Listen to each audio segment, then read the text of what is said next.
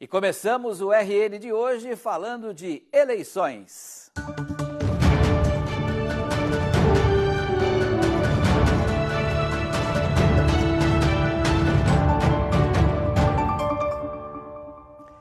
A partir de hoje está permitida a propaganda eleitoral. Candidatos e candidatas que vão disputar as eleições de outubro podem pedir votos, fazer propaganda na mídia impressa e na internet. Também poderão realizar comícios, caminhadas e distribuir materiais gráficos. De acordo com o TSE, são mais de 156 milhões de eleitores aptos a votar. Os brasileiros vão votar para presidente da República, governadores, senadores, deputados federais, deputados estaduais ou distritais. O primeiro turno ocorre no dia 2 de outubro e o segundo turno, se for necessário, no dia 30 de outubro. Começamos também, a partir de agora, a repercutir as pesquisas eleitorais. Na corrida pelo Palácio do Planalto, o ex-presidente Lula está à frente do atual presidente Jair Bolsonaro. O resultado consta na mais recente pesquisa do IPEC, realizada a pedido da TV Globo. Na pesquisa estimulada, que é quando os nomes dos candidatos disputando a vaga são apresentados aos entrevistados, Luiz Inácio Lula da Silva, do PT, aparece à frente, com 44% das intenções de voto, seguido por Jair Bolsonaro, do PL, com 32%. Na sequência, aparece Ciro Gomes, do PDT, com 6%, e Simone Tebet, do MDB, com 2%. Vera Lúcia, do PSTU, tem 1%. Os demais candidatos não pontuaram.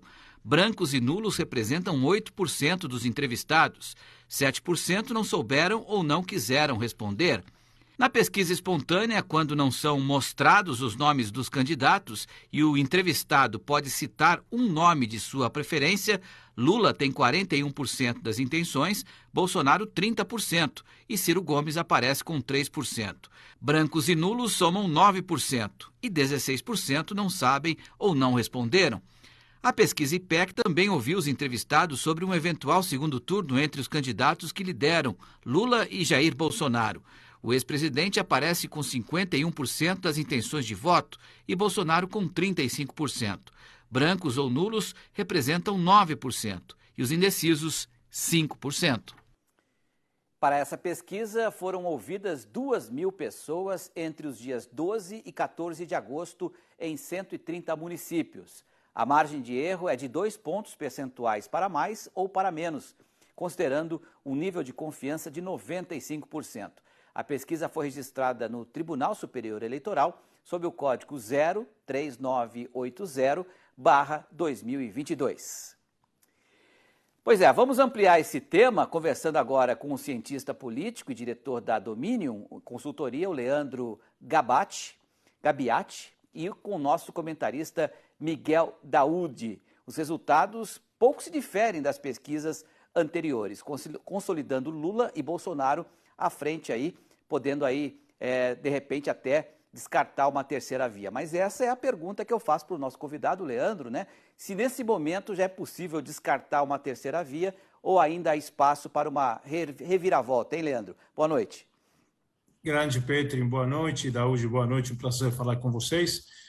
Vamos lá, primeira questão. Um detalhe dessa pesquisa do IPEC é que a gente não tem uma referência próxima. A última pesquisa feita pelo IPEC foi realizada em dezembro, ou seja, temos praticamente 8 meses sem uma referência aí no meio. O outro ponto é justamente a elevação e a melhoria do desempenho do presidente Bolsonaro, que se aproxima de alguma forma do presidente Lula, né, e os dois lideram com folga os números, praticamente nos fazem descartar né, a possibilidade de surgimento de uma candidatura alternativa que se torne competitiva. Daoud, a sua questão aí para o nosso convidado. Boa noite para você também, Daoud. Boa noite, Petri. Boa noite, Leandro. A minha dúvida é, quando nós olhamos na pesquisa estimulada, somando os votos de Bolsonaro, Lula e Ciro, mais os outros votos, 77% do eleitor já definiu seu voto. Pode haver uma mudança nesse cenário, com exceção da terceira via, que, como o senhor coloca, não tem nenhuma chance nesse momento. Então, eu cito mais um dado para reforçar essa perspectiva, que é a pesquisa espontânea, né? Aquela em que não são dados nomes previamente aos pesquisados. E aí temos que o Lula aparece com 41, um número bastante elevado, seguido pelo presidente Bolsonaro com 30, ou seja, na pesquisa espontânea, temos que Lula e Bolsonaro somam 71% da intenção de voto dos pesquisados, um número muito elevado, que sinaliza uma cristalização, uma consolidação do voto de eleitores que indicam muito provavelmente não mudar de candidato daqui até o primeiro turno. Ou seja, é mais um dado que reforça a dificuldade que uma candidatura alternativa tem nessa corrida eleitoral presidencial. Agora, Leandro, nessa pesquisa espontânea, se você somar os votos brancos e nulos, a gente vai ter quase 25% de eleitores que ainda não decidiram o que fazer, né? Numa eleição tão apertada, é um mar de oportunidades para os candidatos aí. Eu queria que você falasse como é que eles vão conquistar esses eleitorados, o que eles precisam fazer e, nesse contexto, onde é que se posiciona o agronegócio, que é muito importante para a economia brasileira. 2 pontos. Primeiro, esse número de brancos e nulos tende a diminuir assim que o primeiro turno se aproxima. Agora, temos um número que é constante, varia um pouco mais ou menos a cada eleição, e que é de 30% de abstenções brancos e nulos. Talvez com essa polarização e o interesse maior pelo eleitorado nessa disputa faça com que a abstenção de brancos e nulos diminua, mas continuará a ser um número alto, provavelmente acima de 25%, é normal dentro do nosso sistema político. Agora, o que os candidatos podem fazer? O que eles precisam fazer para elevar esse teto de votos ou diminuir a rejeição? É justamente falar com aquele eleitor que hoje ainda não se decidiu, né, e que está aí no meio, geralmente o eleitor mais de centro, que fica entre a direita e a esquerda. Então, tanto o presidente Bolsonaro quanto o ex-presidente Lula precisam pensar em estratégias que se aproximem desse eleitorado. O tempo de televisão, justamente, pode ser uma ferramenta importante para falar por fora das bolhas que justamente esses polos Lula e Bolsonaro representam. Justamente por isso, o início da campanha e principalmente o horário gratuito eleitoral que se inicia no dia 26 pode ser uma ferramenta importante para tentar ampliar mais, né, esse leque de apoiadores. E a gente sabe que o Bolsonaro tem uma certa vantagem no público agro, né, mas o Lula está tentando até utilizar o Alckmin para também ganhar espaço nesse setor. Eu queria que você falasse um pouco sobre a importância do agro nesse contexto.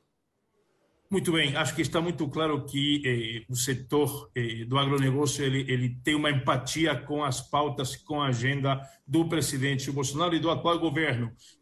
Recentemente, até o presidente da Confederação Nacional da Agricultura, ele sinalizou um apoio explícito da entidade ao presidente Bolsonaro, certamente até obedecendo a uma pressão interna dentro da Confederação a favor do presidente. Então, o que resta ao ex-presidente Lula é justamente tentar, por meio de figuras que dialogam com o setor, que tem mais proximidade com o setor, né, tentar fazer chegar suas propostas, suas pautas, para de alguma forma diminuir resistência. Certamente não será uma missão fácil para o ex-presidente Lula. Daúde, a sua última questão, por favor. Leandro, o agro hoje ele tem o caminho do crescimento do Brasil em 2023. Não existe outra saída para o Brasil a não ser o crescimento pelo agro. As propostas que nós estamos presenciando, tanto de Lula, né, que já foi presidente, e de Bolsonaro, que é presidente, o senhor avalia que o produtor rural hoje, que apoia Bolsonaro, ele tem mais vontade deste candidato ao outro em relação ao agronegócio? Vamos lá, uma questão importante que acho que você evidencia, e é que o agro tem uma força própria muito grande. E para a sorte do agro, o setor não depende de forma determinante sobre quem vai governar. É lógico, há uma empatia, às vezes, político-ideológica, faz parte, né? Mas a força que o próprio setor tem faz com que os candidatos tenham que se interessar e apresentar propostas para o setor e não o contrário. O setor tem autonomia, representa 30% do nosso PIB, é uma locomotiva, é a locomotiva que leva o Brasil adiante. Então, apesar de termos, logicamente, uma eleição muito importante, o setor tem uma força própria tão grande que independe, eu diria, até de um resultado de uma eleição presidencial. Leandro Gabiati, muito obrigado pela sua análise aqui no RN. Até uma próxima. Boa noite. Boa noite, um prazer conversar com vocês. Valeu, Daúde. Obrigado pela ajuda. Até amanhã, Daúde. Até amanhã. Boa noite. Até mais. Valeu.